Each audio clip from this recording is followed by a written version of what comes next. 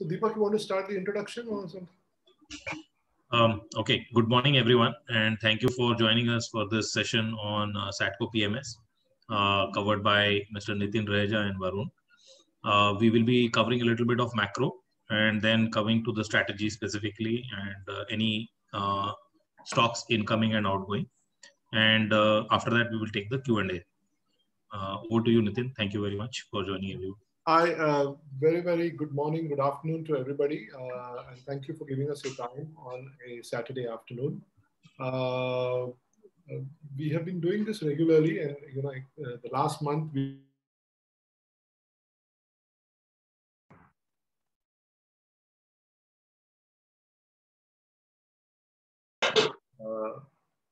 and then give you a review of how the year has gone, how we look at things, what we have been doing in the portfolio, and how we see our portfolios going ahead. So very quickly, I will start this by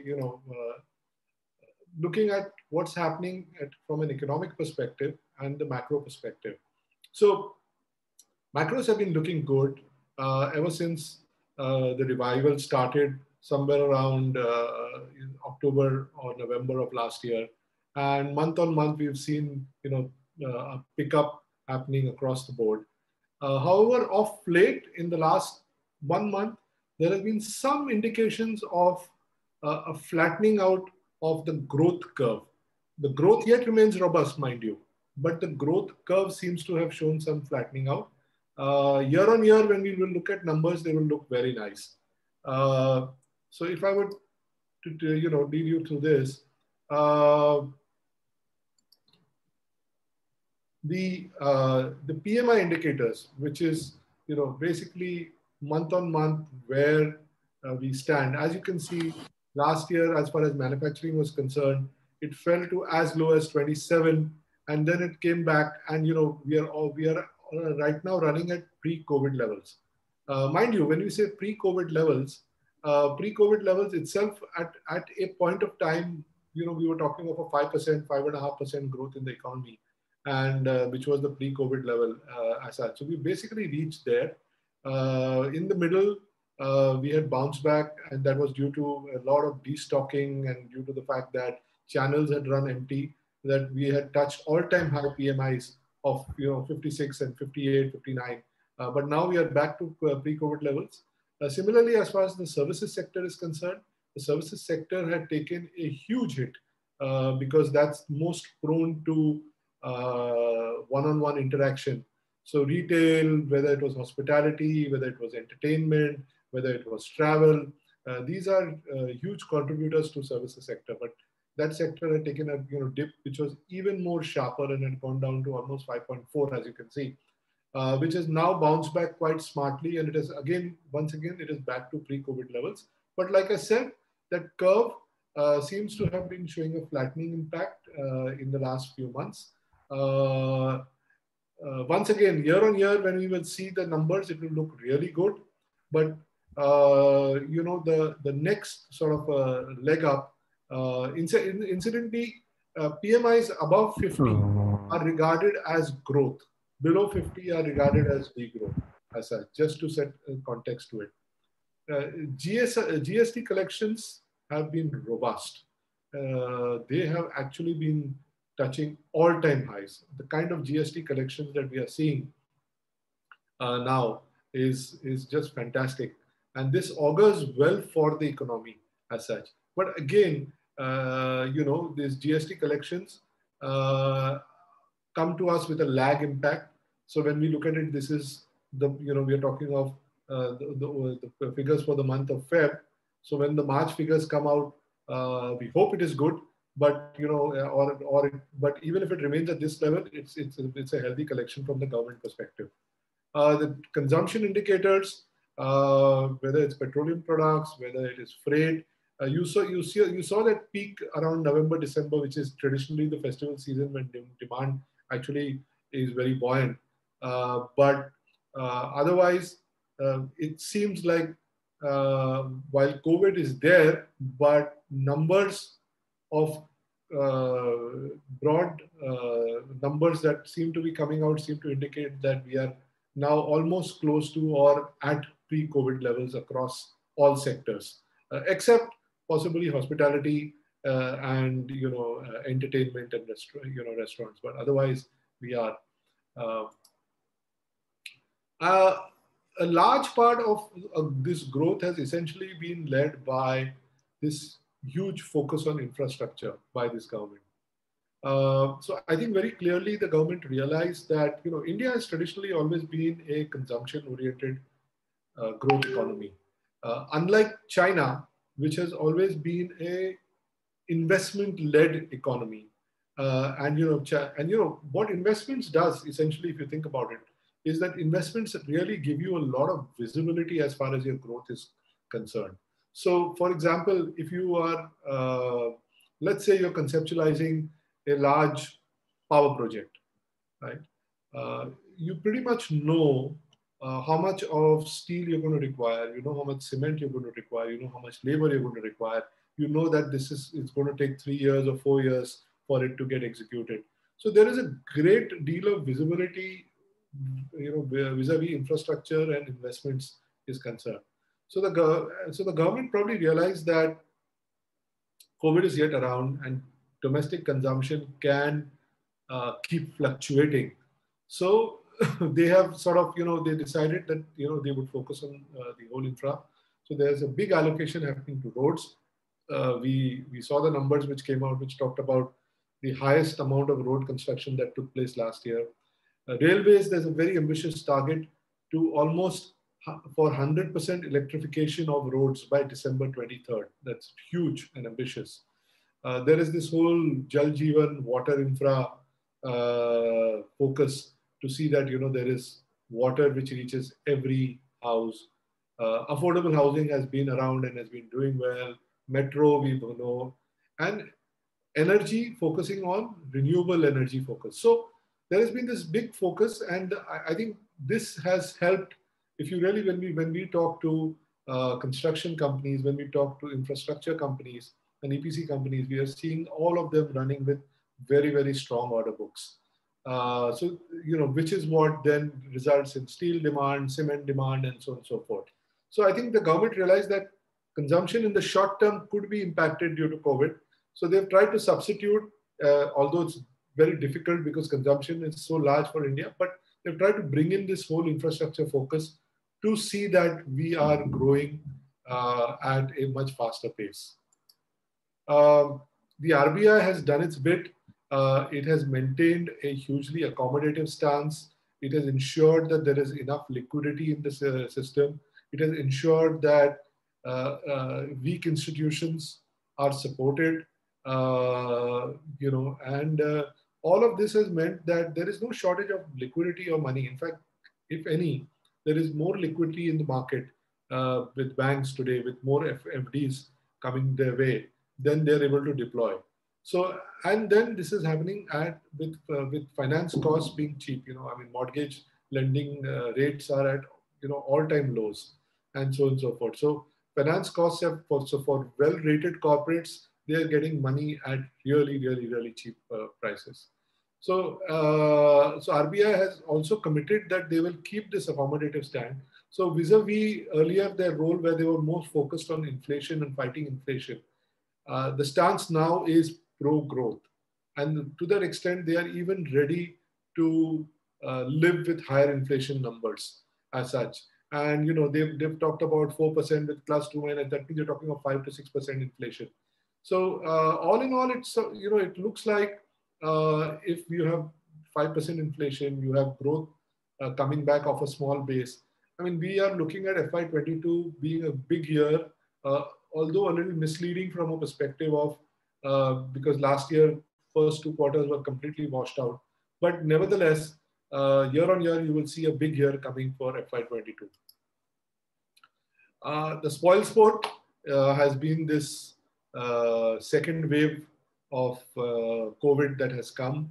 And for all of us who are living in Mumbai, it's more real than anything else. I think, unlike the last year, the big difference is that last year, most of us, when we talked about COVID and everybody was at home, we kept hearing of cases of COVID, but it was not as close to us as we are seeing, at least as far as when I talk, I see it happening. In fact, I sometimes jokingly say, let's find a house where there is no COVID now. But that's reality. Unfortunately, more and more people are getting infected. The good part is the infection is not as severe. It is contagious, but not as severe. And there is a set pattern. There is a set line of treatment that is now getting defined. Yes, the contagiousness means that there are shortages that are emerging. Where we keep on hearing about vaccine shortage, or we keep on hearing of hospital bed shortages. So that's the alarming part. So I mean, once again, I would request all of you, our investors, our partners, stay safe, keep your family safe. So markets. Now, I think this slide pretty much sums up. You have the bear and the bull both wearing their masks, but now asking, now what? We've been doing this for long. Markets have gone up. So what is the next? So we've tried to, in the next few slides, we try to look and decipher in terms of what's happening with the market and try and give you our view on how we see this as such. If you look at the markets, the whole of last year from Feb, March onwards, we saw very strong FII flows happening in the markets, except for March, which was the big blue line, which was the big negative sellout. After that, you've seen the overall flows. This is being extremely strong in the markets, and that has really led to markets doing well. Last few months, on the back of the bond crisis, the fears of inflation in the US, there has been some sort of risk-off trade that has been happening where FPIs have sort of become defensive. And also, I think there is a fear that the way Indian markets have run up, the valuations are not the cheapest as such. So I think there has been some holding back. There is no big sell-off that has happened, but there has been some holding back. Also, there is a lot of expectation of supply of paper with the government's disinvestment program and so many other IPOs coming in.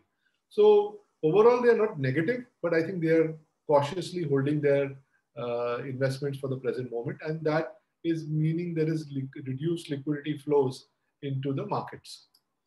So what do we see this as? So, we again, like, we have done in the past, we try to decipher this by going into the past and history and looking at various bull markets and, what sort of corrections would take place within bull markets. So if we saw, like, if I have to sort of give you this example, if you take, let's take 2008, since that everybody talks and knows about 2008, the big crash. So in 2008, the markets bottomed out at 2000, in Nifty bottomed out at 2,584. Post that, there was this big rally that took place for the next 2 years where the Nifty went all the way to 6,300, which was a 144% move. But was it a unidirectional move? The answer is no. Because between that move of 2 years, there were three small corrections which took place. The first one was a 15% correction, the second one was a 13%, and the third one was 8%. Similarly, if you take the next big move, which was from 11 to 15, you saw three corrections of 13%, 9%, 12%.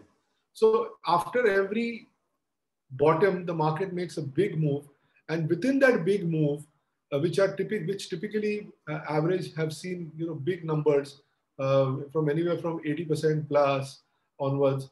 You have many small corrections in the market. The point is that even if in the next few months the markets consolidate, or even if the markets do correct, my view is this is a bull market correction that is taking place. And there are many such corrections that will happen. There is nothing, we do not believe, and like we have also shared in the past, empirically, big corrections seem to take place every 4 years. But after that, there is a bull market which starts, and so on and so forth. So we saw that big correction last year.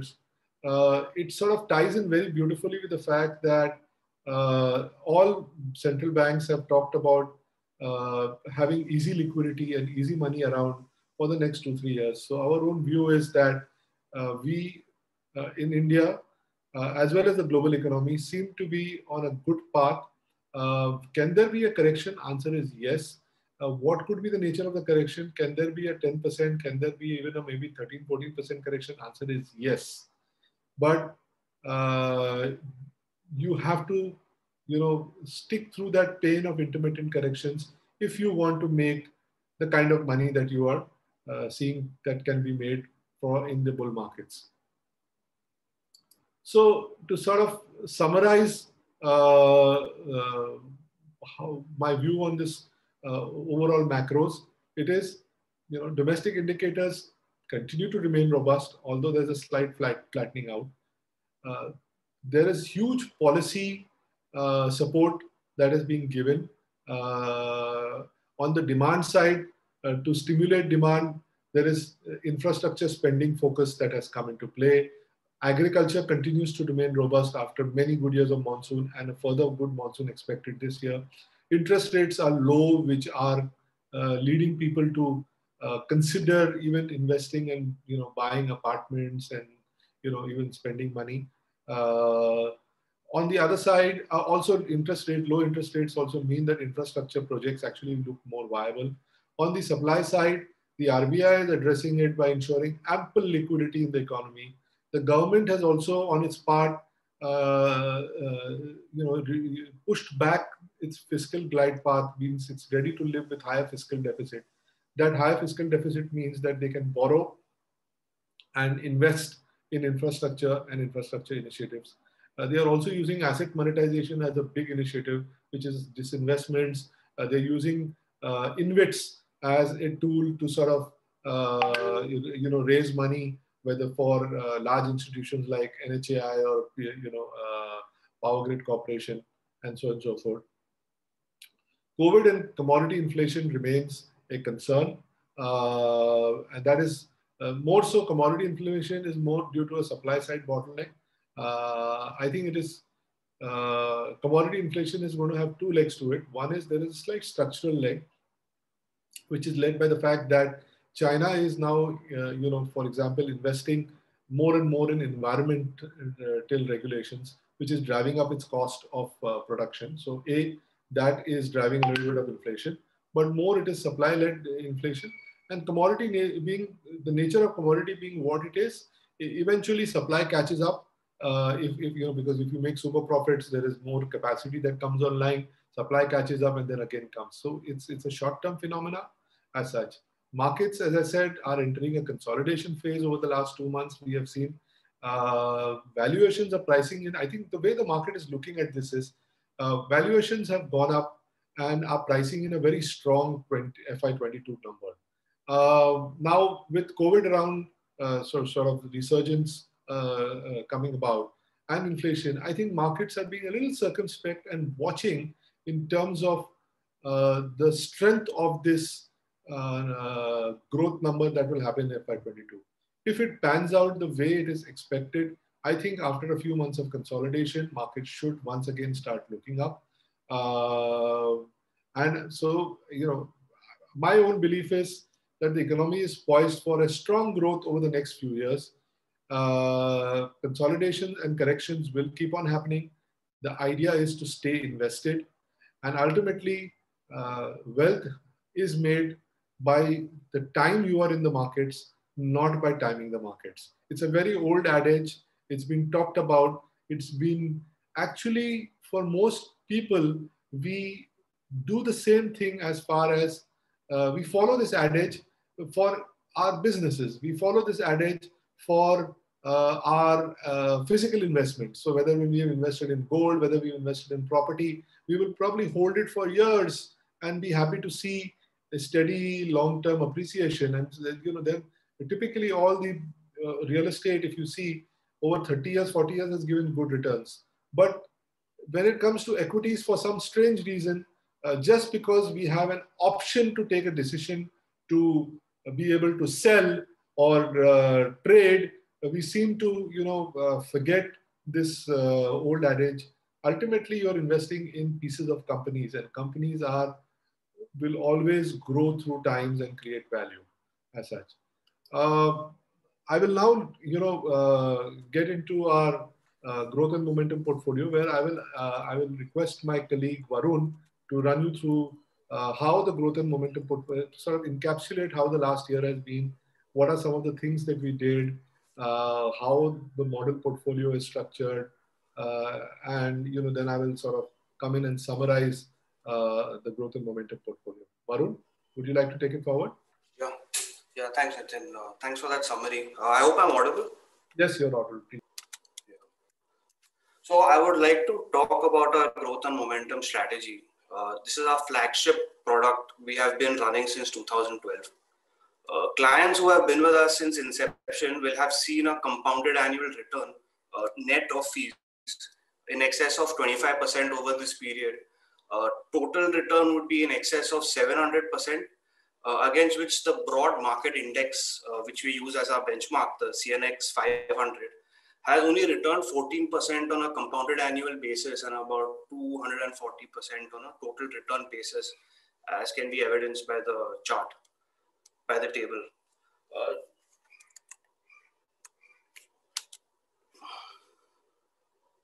Right, this table. Next. So let's talk about the year gone by. So we strive for agility in this year. At the beginning of the pandemic, we sold out all retail-facing stocks, which we felt would bear the brunt of the lockdown restrictions. We created a cash buffer. We consolidated positions in chemicals, agrochemicals, pharmaceuticals, and telecom. We also took a position in gold as a hedge against uncertainty. As the restrictions started to ease, we consolidated positions in top quality financials, city gas distribution. All the while, whatever acquisitions we made during this period, we have stuck to our core investing philosophy, which is to invest in companies where there is a visibility of a multi-year growth cycle. Earnings are set to double over a 4 to 5 year period, which gives us a CAGR of close to 19%, 16 to 19% in the earnings. Capital allocation remains efficient. There is strong corporate governance, and there is a superior and proven management quality. If I could just, once again, this table, as I say, clients who have been with us for the entire year, what they would notice is that net of fees, the performance is about 92% versus the benchmark performance of 76%, which is an outperformance of about 16%. Can you move to the next slide, please?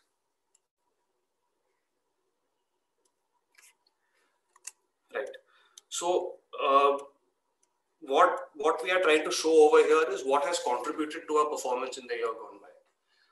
Companies that have contributed to our performance in this year have been the usual suspects. You have chemical and pharmaceutical companies, which have done the lion's share of the outperformance. There are also companies that we have been holding for a long time that are in line with our core philosophy. As we can see, there's Vaibhav Global,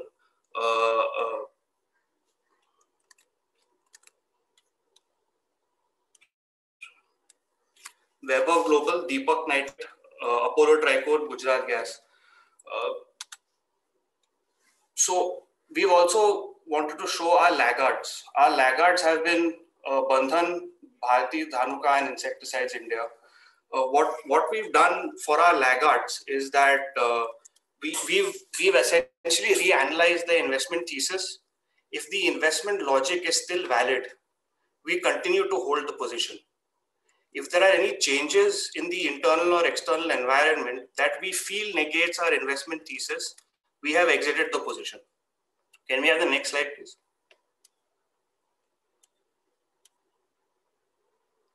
Right. So this slide is our performance over a period of 5 years. Also, I have shown our performance in the current quarter, where we outperformed. This is our performance since inception. What I'd like to draw participants' attention to is that over the last 5 years, we have outperformed our index in 4 periods. And in the period where the drawdown was 27.6% in FY20, we fell considerably less than the benchmark. Can you have the next slide, please? Right. So this is our model portfolio. If I can just take everyone through it, we have about 22% exposure to lending financials, 14% to infrastructure, 11% each in chemicals, agrochemicals, and pharmaceuticals, 9% in city gas distribution, and about 6% in IT. If we can talk about some of the movements or some of the additions and exits we've made since our last webinar a couple of months ago, we added Mastech. So what we feel is that Mastech recently took over a company called Evosys. There are considerable synergies in place. At the consolidated level, there is a significant improvement in margin profile and profitability. There is a large base of customers in the amalgamated organization which are ripe for integration with the cloud. Teams have been created to sort of improve the cross-selling ability. This company has a significant exposure to the UK public sector. Post-Brexit, there's a lot of clarity on growth over here, a lot of visibility on growth over here. Some of the exits are, we exited APL Apollo Tubes, but we increase our exposure in Apollo Tricoat given the amalgamation of Apollo Tricoat with APL Apollo. The share exchange ratio is 1:1. Tricoat was trading at a discount to APL Apollo. So we feel that there's an arbitrage advantage over here. We increased weight in ABB Power, we increased weight in ICICI Bank, HCL Technologies, and PI Industries. Can we have the next slide, please?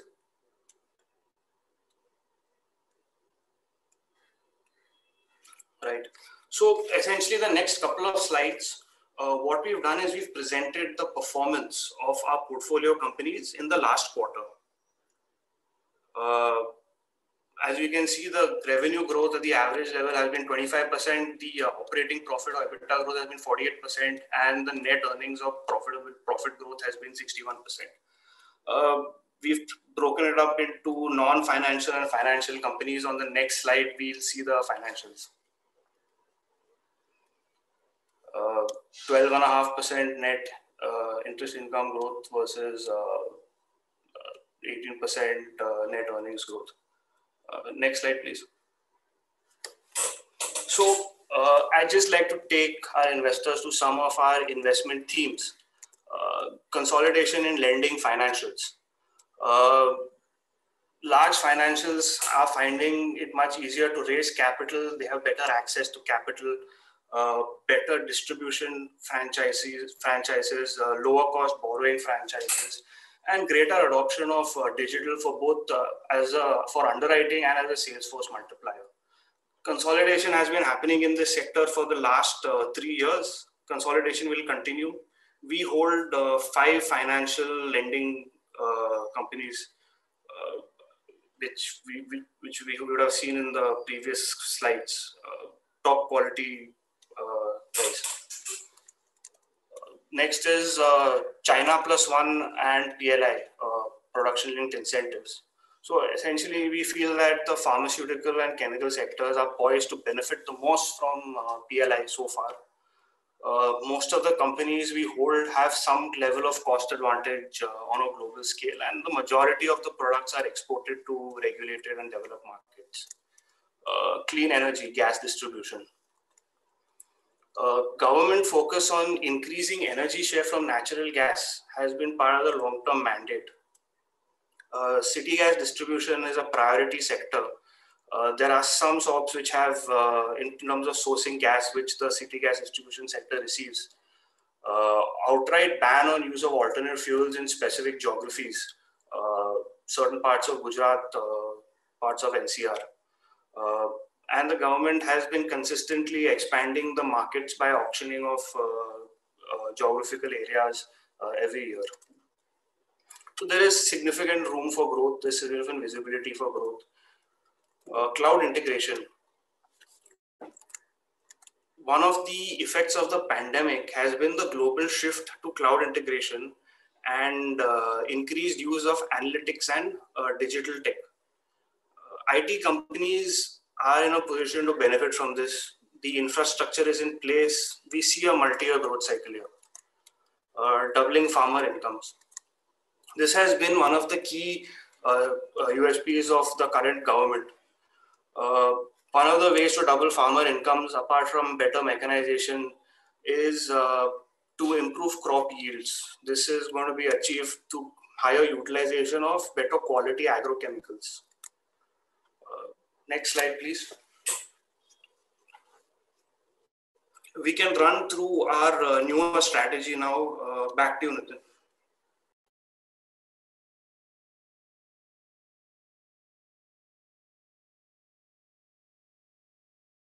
Right. Before I run into True Blue, I would just like to sort of summarize.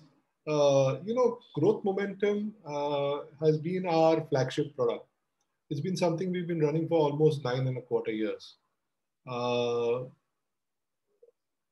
We have constantly, the base of the product has always remained to focus on high growth companies, right? And when we define high growth, we define growth as companies who are doubling themselves, their profits every 4 years. While we have stuck to the knitting as far as that is concerned, we have actually evolved a number of qualitative parameters which have been able to, if I were to say, filter out the bad growth from the good growth. If I were to say, it's not really the most accurate definition, but the idea is essentially that even these companies who are on a high growth, we don't want companies who are growing fast, but at the cost of balance sheet, right? Because one of the things we have seen and noticed is that, in every economic cycle, when the cycle turns, when liquidity dries up, when interest rates move up, all companies, the whole NPA mess happens because most companies get carried away in a growth phase. They lever up balance sheets. They take undue risk on their balance sheet. And ultimately, when the cycle turns, a lot of these companies get into that. Now, we don't want to, find that later at our peril. So our objective has been that we want growth, but we want growth with strong balance sheets, with strong managements. So, this was, Varun just shared with you that 2019 was a year for us, which was not the greatest, where we underperformed. And for us, 2019, or rather, I would say September 18 was the big year in terms of our learnings. The crisis in the NBFC sector made us go back to the drawing board, made us make changes in our portfolio, all of which meant that when last year COVID happened, or even as challenges are happening, we are, to me, COVID was not as big a challenge as 2018 was. And thanks to 2018, our portfolios were far better positioned, or far more strongly positioned for COVID, and our companies could get away with such a large event with minimal harm and risk. And that's one of the reasons why the portfolios have performed. Each of these themes that you're talking about are themes that we believe are multi-year themes, right? Financials is, of course, the bedrock. But even within financials, 2018 taught us how size, how consolidation in a business would mean, focusing on the leadership team and the leadership team delivering numbers. Clean energy and city gas is something we've, Varun talked to you about. It's something we have been bullish about for the last 3 or 4 years. And we have only increased our positioning and weightage in this sector. Farmer income doubling is an old story, and so each of these segments that you're looking at, they touch what we think are the levers of growth in India over the next few years, and also tie into global growth over the next few years. So now coming to the TrueBlue portfolio, as you are aware, it was a new portfolio which was launched in the month of January. So we've just about under 3 months since we started as such. Just to sort of re-encapsulate, it's a portfolio which focuses on investing in growth companies who have high return on capital, free cash flows, and strong balance sheets. In some sense, similar. The difference being, this is a rules-based portfolio where we follow a model that has been devised and that is run on a quarterly basis. And it's also run on our universe, which is the BSE 200, vis-a-vis Growth and Momentum, which has a lot of mid caps and small caps exposure. This is primarily comprised of the BSE 200 companies. Most of these companies in the BSE 200 companies are well-known companies, well-established companies, and hence,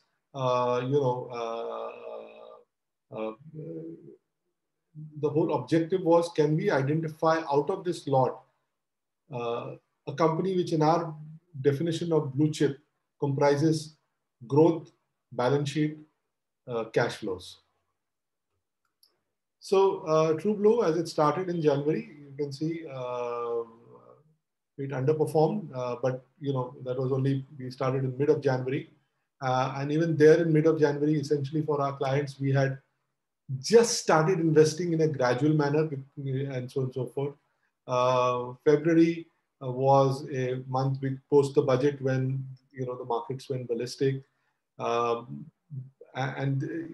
we've seen this kind of portfolio essentially does well in it's not a momentum based portfolio. It doesn't chase momentum in a particular month. So in Feb you had the commodity stocks doing well. And of course, because commodities do not have a track record of sustainable profitability, it wouldn't throw up in that. But come March, the portfolio has started delivering numbers. It's been outperforming. April, again, it's been outperforming. As a result, even when we look at it year to date from this launch, it's already in this short period of 2.5 months, we have seen the portfolio almost outperformed by just under close to 1.8, 1.9% as such.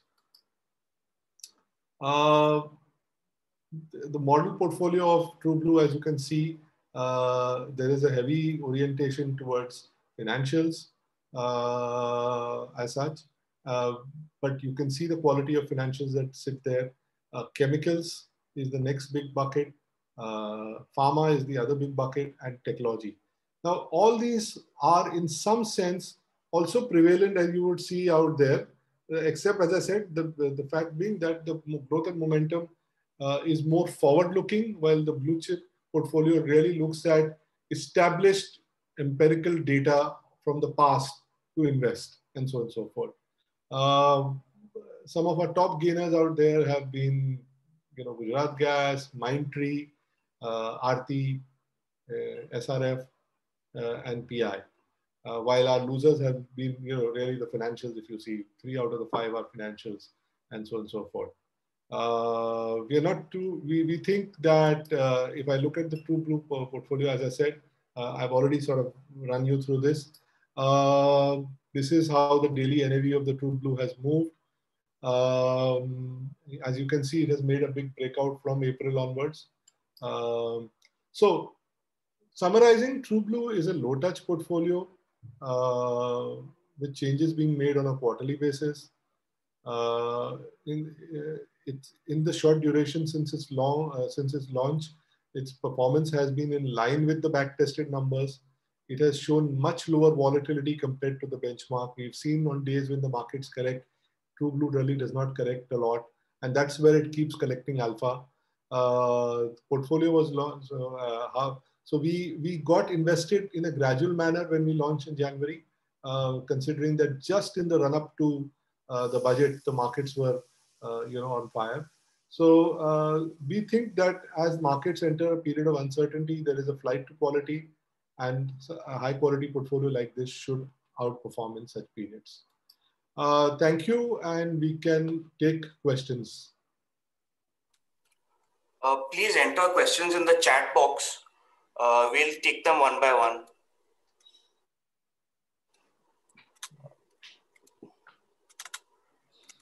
The first question is from Mr. Amit.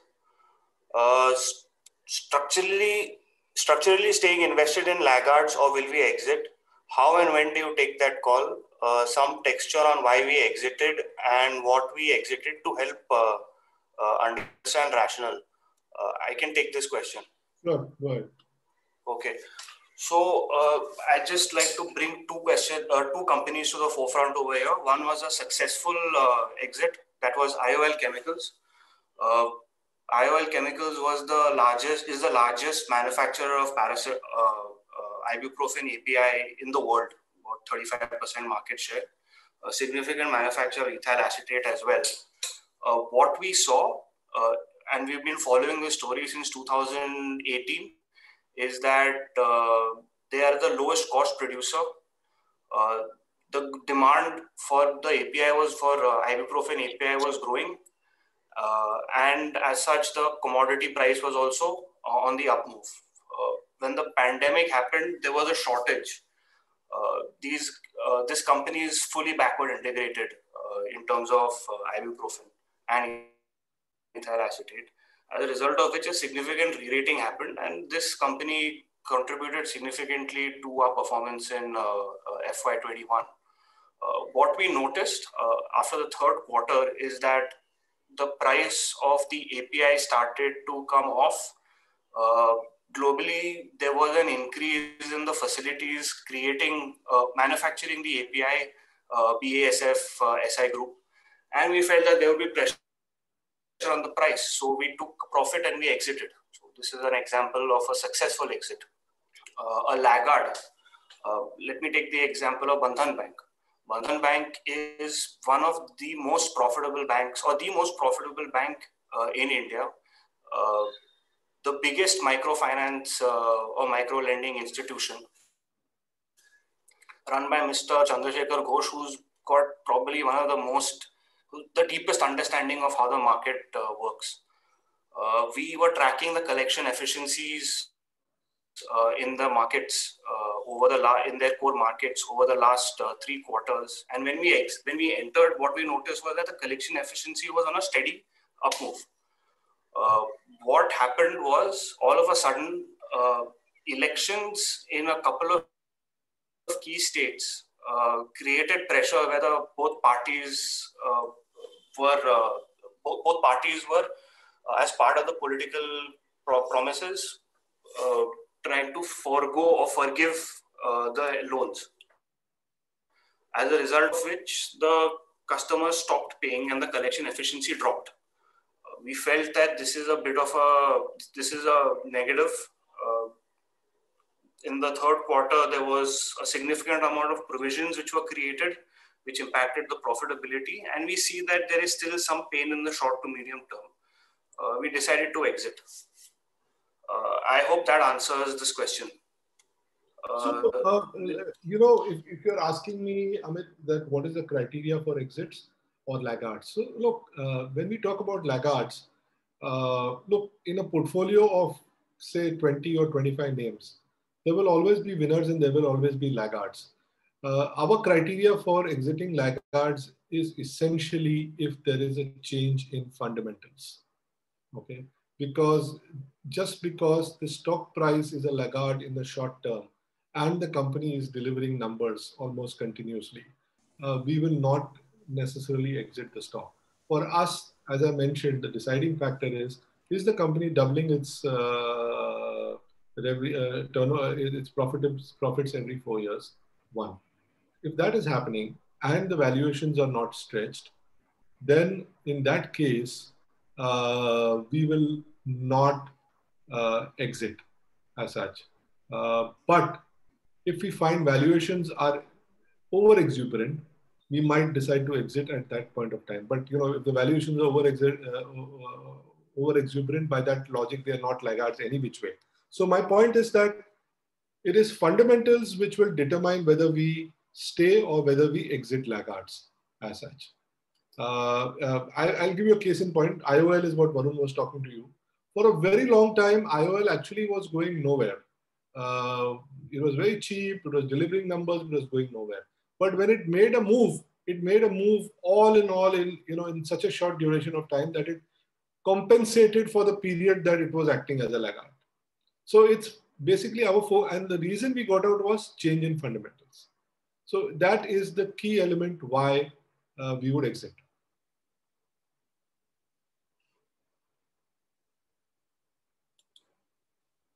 Okay, next question is from Mr. Sandeep Bendre. Is growth in auditors' fees to the balance sheet one of the scrutiny points while selecting a scrip? Second question is, are we picking up small, mid-sized but monopolistic in their market segments within India globally as part of our strategy? So let me take it one at a time. So growth in auditors' fee by itself is not a red flag. A disproportionate growth in auditors' fee is a red flag. So any expenses, okay, let me even further sort of bring up. Any material expenses are a red flag which we need answers for when we are evaluating balance sheets. One. However, a change in auditor or a resignation of auditor is clearly a red flag which concerns us. So for example, UPL was a stock we've been holding for 7, 8, 9 years. We made lots of money in that stock over a period of time.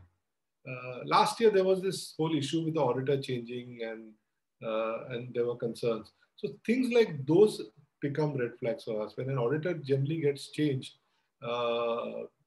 it's a point of concern. But by itself, auditor fee going up, auditor fees could be going up where you could actually be moving from a second tier auditor to a top tier auditor. So fees will go up. So as long as it is not disproportionate to the size of the revenue or size of the growth of the company, or it's within a range, we are okay. What was the second question, Varun? Can you just repeat? Yeah. Are we picking up small, mid-sized, but monopolistic in the market segments within India or globally as part of our strategy? For example, Asian Paints, Garware Technical Fibers. So Asian Paints is not a small and mid-sized company. It's a large cap company today in India.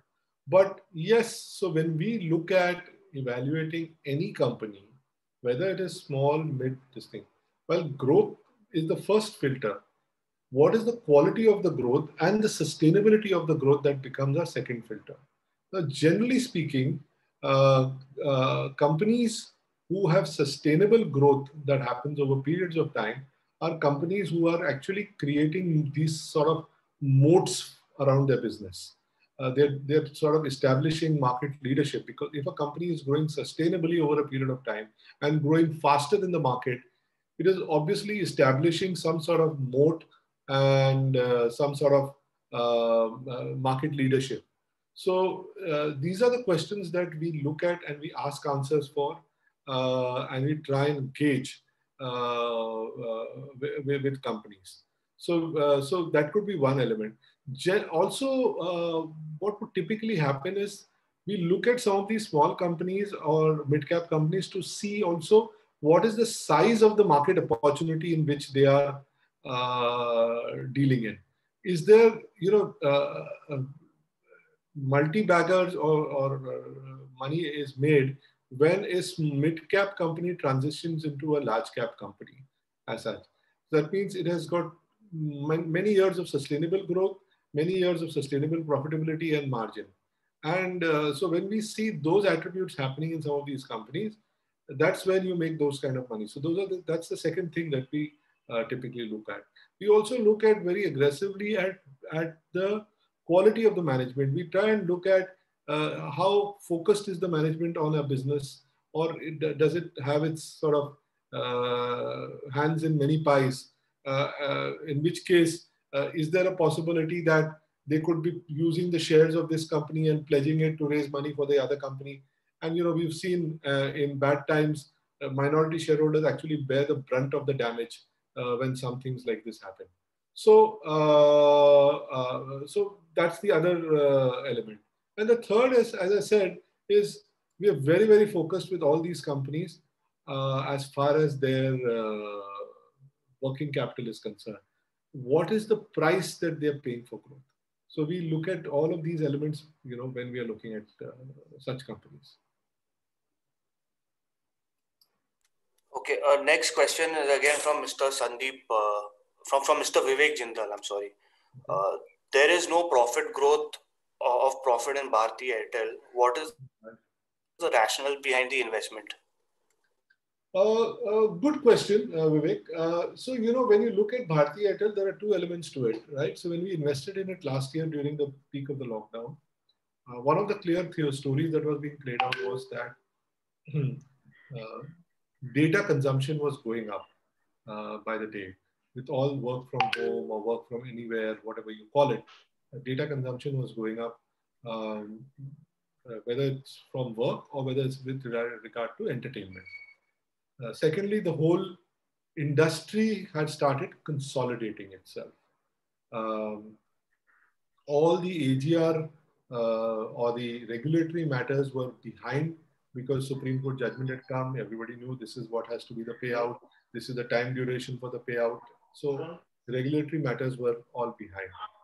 So when you look at the profitability and say, well, there is no profitability, the interesting thing will be to look at the operating profitability, because Bharti has been taking a lot of write-offs in his books with regard to all the regulatory past dues, and those are one-time in nature. The interesting thing is that with the consolidation that has happened, the ARPU has been steadily going up, not at the pace that we would want it. So in that sense, we have been disappointed. We thought that the ARPU growth would be much faster, but the market leader, which is Jio, has been holding its rates down as such. However, very recently, a very interesting development happened just last week, where Jio actually took some airwaves on rental from Bharti or leased it from Bharti. Now, this tells us about a cooperation starting to happen between the two top players, where one player is ready to lease out some of its airwaves to the other players. The company, Bharti's own expectation is that the ARPUs should actually go up to close to 300 rupees per person. So if that were to happen, so now look at a scenario where you have two large players. Vodafone is a distant third. And incidentally, over the last 3 months, if you track telecom subscriber data, Bharti has actually been adding subscribers and gaining market share at the cost. Even Jio has actually not been growing at that pace. So A, they've been gaining market share. B, there is a story of ARPU. So for us, yes, Bharti has not given us the performance for the short period of time right now. However, we continue to think that with the consolidation theme and ARPU going up, there are going to be two quasi-monopolistic players who are going to dominate. And data is going to be, is only going to keep on going one direction, which is up. However, in the intermittent, if we do find something which is much better, we are always cognizant that we might just switch if we are this.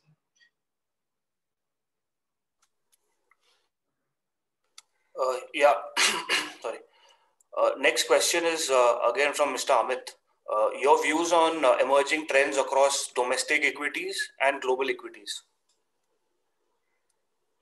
I'm sorry, you will have to be a little more clear, Amit, in terms of when you talk of emerging trends, what are we referring to? I mean, are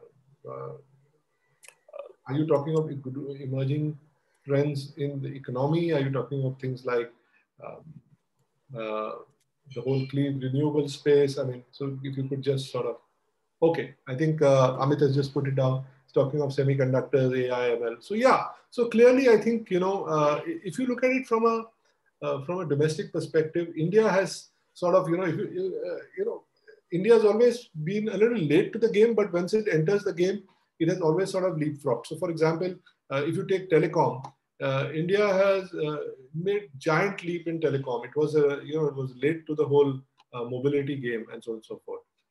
Similarly, in EVs, again, you know, India's EVs is yet very tiny, but there is a very clear focus of the government, and the minister has been talking about the clear focus. The concerns are, of course, with regard to infrastructure. So we are cognizant of all these emerging themes, whether it is you know, digital, whether it is cloud, whether it is with regard to fintech, and so on and so forth. So, for example, you know, when we look at a lot of our banks, we also evaluate in terms of how strong they are on digital as such, besides all other parameters. What sort of digital strategy do they have, and so on and so forth. Because the incumbents are going to come under pressure from the fintechs.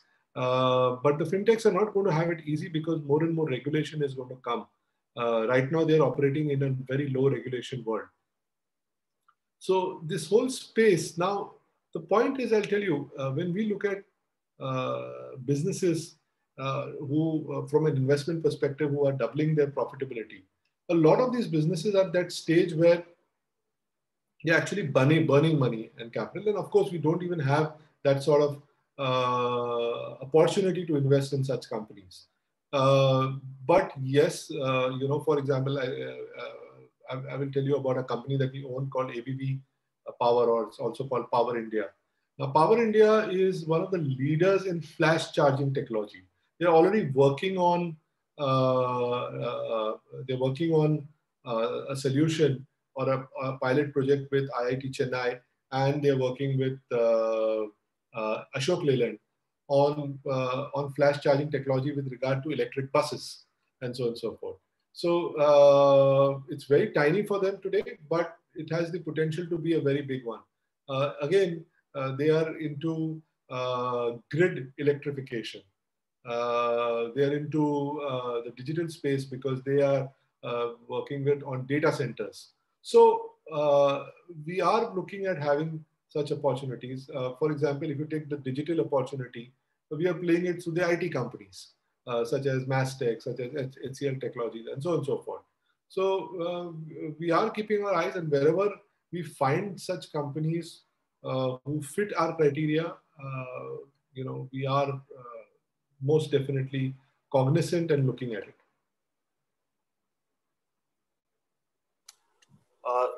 Another question from Mr. Amit again is, if I was a new investor coming in today, would you recommend TrueBlue or the Growth and Momentum, or both, and why, and what's the rationale? So both are my babies. Both have their own characteristic and place. Essentially, if you look at it, it all depends on your risk appetite. Growth and Momentum is an aggressive portfolio. It looks at high growth companies. Well, so does TrueBlue. But the difference is the universe in which they operate.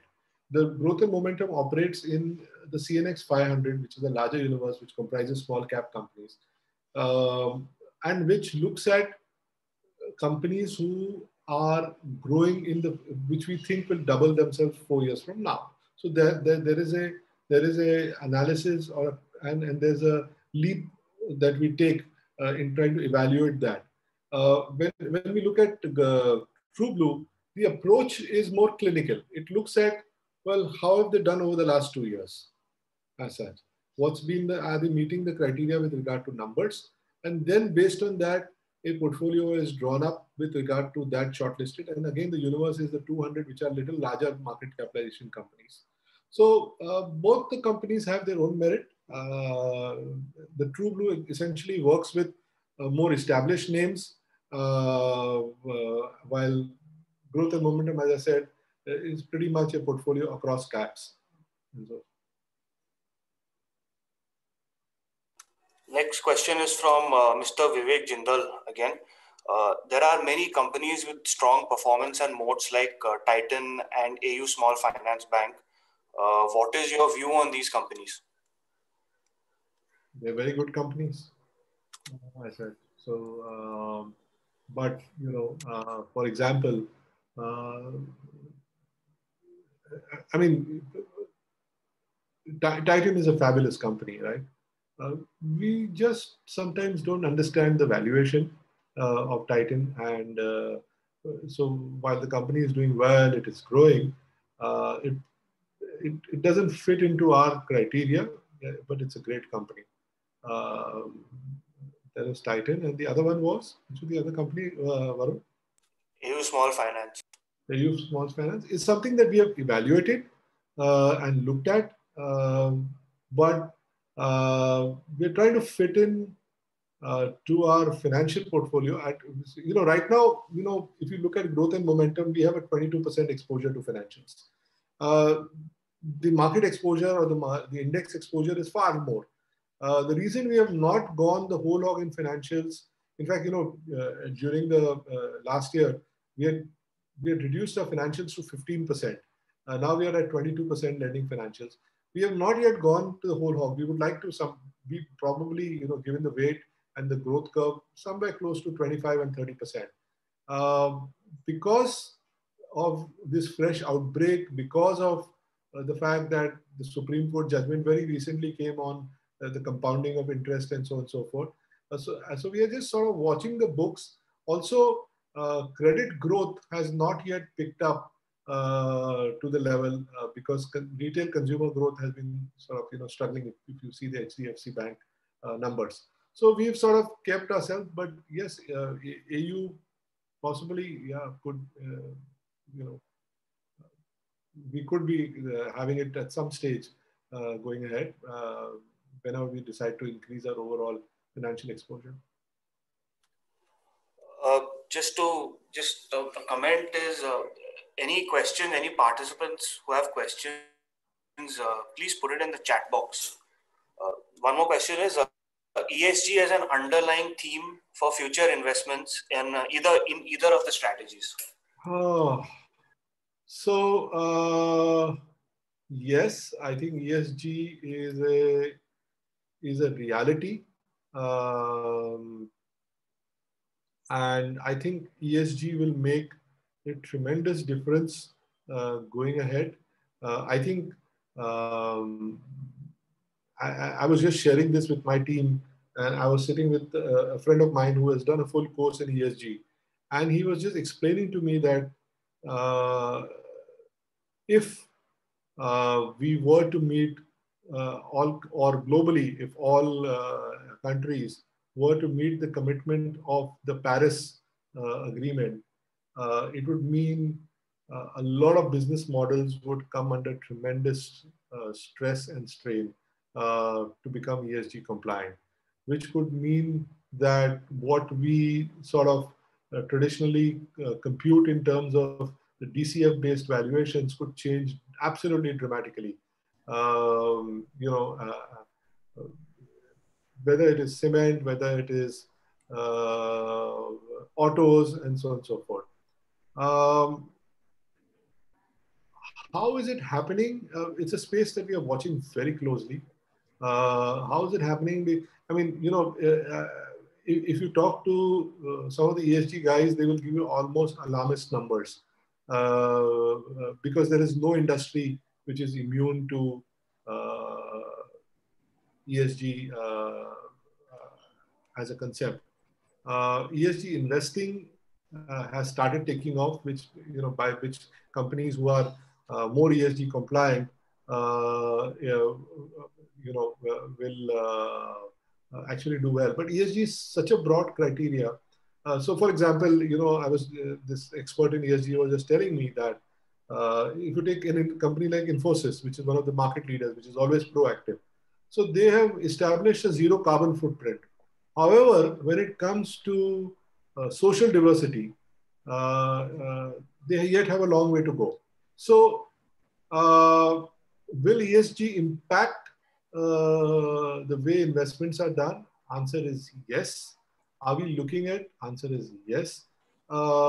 Is it going to have an absolute immediate impact? Answer is no. I think we are seeing the initial stages of that evolution as such, and we will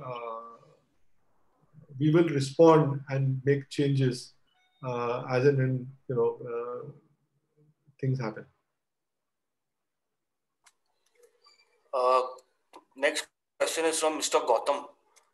Please give 4 to 5 companies in cloud computing, mid and small size. I think that's market cap based. We do not share, please understand, we are sharing a portfolio. We do not share stock ideas on this forum. Next question is again from Mr. Amit. If ESG is here to stay, what metric in balance sheet or surrogate to look for in the investor deck? So, Amit, from a balance sheet perspective, what is going to happen and what you will see. I mean, say for example, let's take.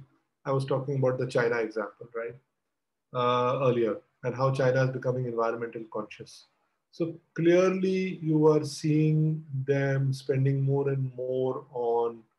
I think the most important thing that you will start seeing is impact on gross margins, because of the kind of additional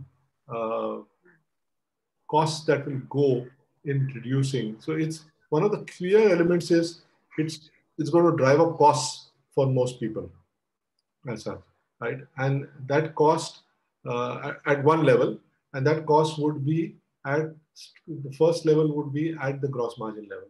So that would be the initial impact. Then it comes to social diversity again. So that would be below gross margin in terms of how employee and employee costs stack up. So those would be a couple of areas that one would probably see that. Next question is from Meeta Shah. Auto sector, while keeping the future view of EVs, can we include in a portfolio, and what are our views? Yeah, sure. I mean, Meeta, we could include the auto sector, and we are actively looking at the auto sector, evaluating a particular opportunity at the present moment as we talk, which you will, of course, once we buy it into the portfolios, you will come to know. But we are looking at the auto sector most clearly. In the past, we have owned a few auto stocks, like we used to own Bajaj Auto in our portfolio at a point of time. So yeah, but we are trying to see the sustenance of the growth, volume growth number that has happened in autos as such. So answer to your question is yes, we will evaluate, and we are looking at one active investment at the present moment. Next question is from Mr. Deepak Arora. Are you looking at PLI benefiting companies and considering adding stocks? So like we highlighted in the presentation, the China Plus One theory, which is being driven by the government also using the PLI scheme. Answer is yes, we are looking at it. So we already own, we think that that's going to come about in the chemical sector. It's already been announced for the pharmaceutical sector. So we have an exposure to pharmaceutical sector. We have an exposure to the chemical sector. Right now, those are the two sectors through which we are playing. As far as the electronic sector is concerned, the couple of companies who are there, we are not too sure in terms of the valuation that they trade on.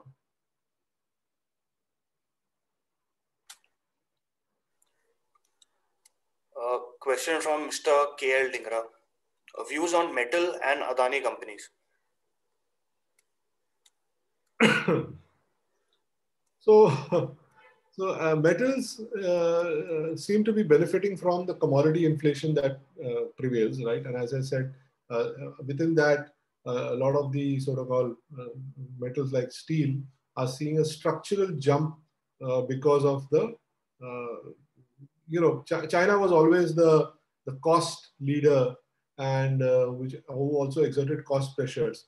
But due to the new environmental norms which China is putting in place, costs have gone up. So in that sense, India has become more competitive.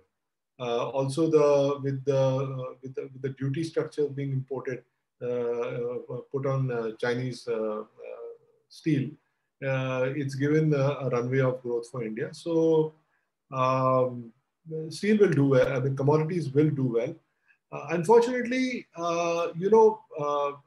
since, like I mentioned, we are looking at companies who are looking to double themselves in the next 4 years.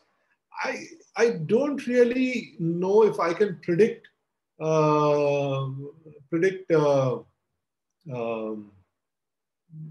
what the commodity price is going to be over the next 3 or 4 years. What dynamics will come into play over the next 3 or 4 years.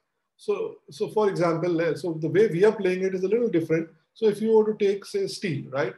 We have APL Apollo and now Apollo Tricoat in our portfolio.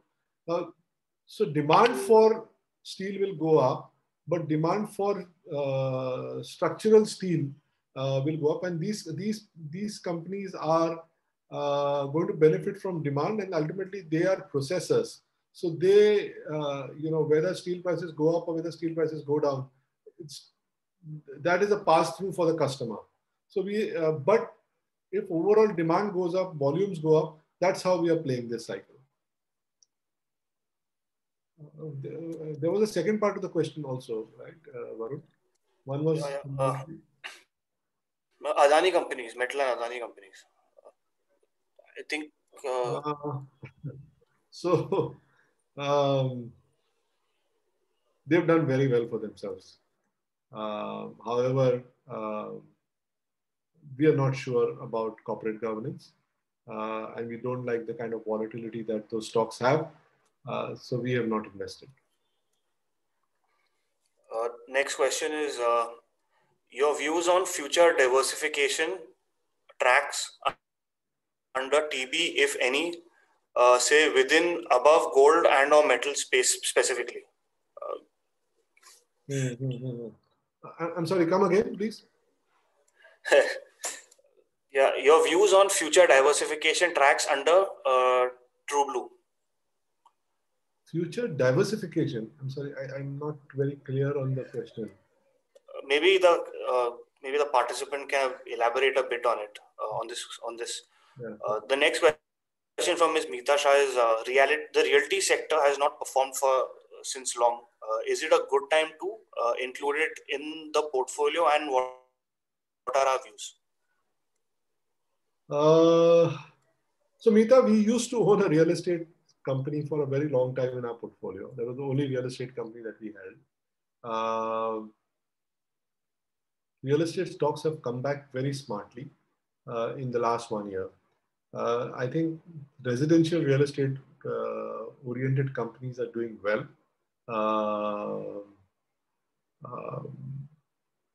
But the problem we have with some of these companies is that if you really look at them from a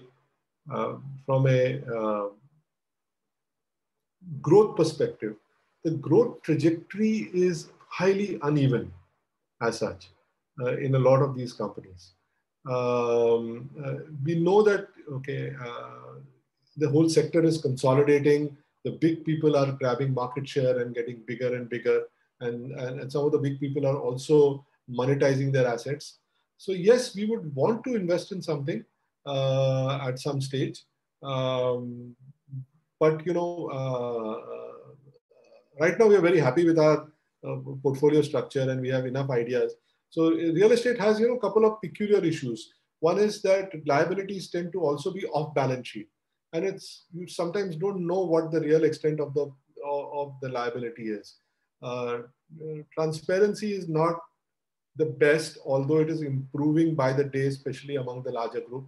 But believe me, I've worked closely or been associated with some of them. There is as much on the balance sheet as there is off. So it's sort of something that we are not very comfortable with. But yes, if there is an opportunity, we would most definitely look at among the well-established players to take an exposure.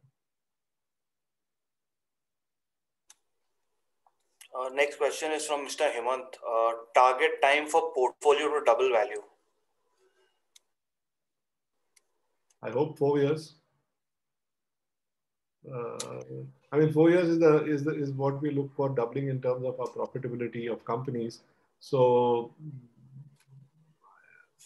well, we target if you look at our performance even in the last 4 or 5 years or in a longer term, I would think that we should easily look at doubling value for investors every, I would say, anywhere between 3.5 to 5 years.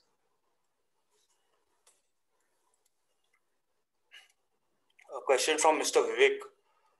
In India, REIT has started coming in a big way. Do you advise to put part of corpus in REITs?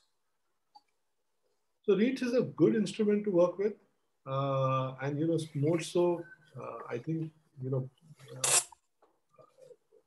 please understand that all the initial REITs which have come, which is whether it's the Mindspace REIT or the Embassy REIT or even the Brookfield, obviously the ability, since it's a new instrument and coming into the market, initially only the top guys would be able to come and raise capital, right? And hence you've seen someone like a Mindspace and Embassy who account for a giant chunk of the REIT's market share. So yes, it's a good instrument. It will underperform in the short term, primarily because of COVID, because commercial real estate is under a little bit of pressure at the present moment. And all such commercial assets are coming under pressure. So hence, if you really see, some of these are trading at a discount to the NAV. They give you close to a 6.5–7% yield, which is not bad, with the prospect of growth happening going ahead. So yes, it's an instrument that one should look at. Although in the short term, as I mentioned, you could see underperformance. We'll just take the last couple of questions in the chat box. Question from Mr. Dhingra is performance of gold ETF and the prospects. So, gold generally finds two types of buyers, right? Because gold by itself doesn't have intrinsic value. It's the intrinsic value that is ascribed to gold by the buyer, which comes. So, unlike if you were to buy a farmland and you were to sort of start, growing crops, it's a productive asset. Or if you have a plant which is manufacturing, it's a productive asset. Gold is not a productive asset. So gold is essentially used either for the purpose of consumption.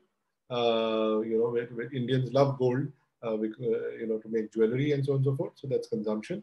Or the second is it's used as a store of value during times of uncertainty, as such. So last year, when there was great uncertainty, there was good demand for gold, and the value of gold went up, and so on and so forth. Also, in the past, gold, had no. So what would typically happen if a currency depreciated, people would actually be investing in gold because gold would sort of act as a hedge. So gold is great for times of uncertainty. However, gold's dominance in terms of that, it yet continues to be, but going ahead is coming into question, or there is a competition that is coming from the cryptocurrency and so on and so forth. So because people are saying that if so much of money has been printed by central banks, the value of currency becomes, reduces because there's so much of supply coming. So today, globally, there is a trend of people who are looking to even buy cryptocurrency. So cryptocurrency is sort of acting as a sort of a alternate store of value, to gold. So in that sense, if you ask me, gold will do well when things get bad. So it's your hedge in a portfolio if you wanted to keep it for bad times. Okay, our last question in the chat box is from Mr. Amit. Your views on diversification under the GNM, if any, specifically talking about gold and or metal specifically. No, Amit, we mentioned about our focus in the GNM in terms of A, investment strategy, B, in terms of the themes that we are playing. If we were to find other themes which have an opportunity to invest, we would surely look at it. But right now we are sticking to the core themes that we have. And I think I just covered the whole question on gold in the previous question. Okay, so that was the last question in the chat box. I hand it over to Nitin for any closing comments he has to make before we sign off.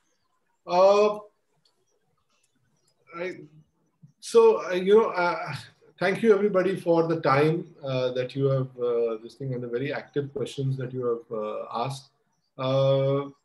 We continue to do what we've been doing for the last 9.5 years. We continue to be optimistic and positive on all the stocks in our portfolio. In fact, our churn or turnover has come down dramatically because we are sitting so comfortably. In fact, all we have been doing, most of it, as you would have seen, only one stock is what we added in this whole last few months. If anything, what we've been doing is we've been actually increasing allocations to some of our companies because we feel good of these stocks that we own. We think all of these stocks address large market sizes and then potentially in 3-4 years are going to be at a different level and scale in terms of their business. Short term, there will be aberrations in the market. We don't see anything of significant concern, unless this COVID situation goes completely out of hand. I don't think even that is going to happen because you have realistically vaccines which are being administered. There are supply chain technical issues as far as the vaccine is concerned. But there is a set protocol that each government now has, such as, for example, we are all sitting in a lockdown today over the weekend to try and break this. There are set medicines that governments have now. So we are not operating in an uncertain environment like we were last year, because of which markets took such a big dip and so on and so forth. So I think I continue to be optimistic cautiously for the short term, but very optimistic for the long term. And we will continue to do what we have been doing all these years. Thank you so much for giving us your time on a Saturday. And we look forward to chatting with you. Deepak ji, you want to say anything? Any closing commentary you have? No, I just want to say thanks to our partners and investors because in this call we have our partners as well. So since they have, and many of them would have heard Nitin and Varun for the first time, I would get the sense that they would have got more confidence and take these two products to our clients, prospective clients. And thank you very much, Nitin and Varun, for taking the time out on a Saturday and doing this session for us. Thank you. Thank you so much. Thanks. Thank you.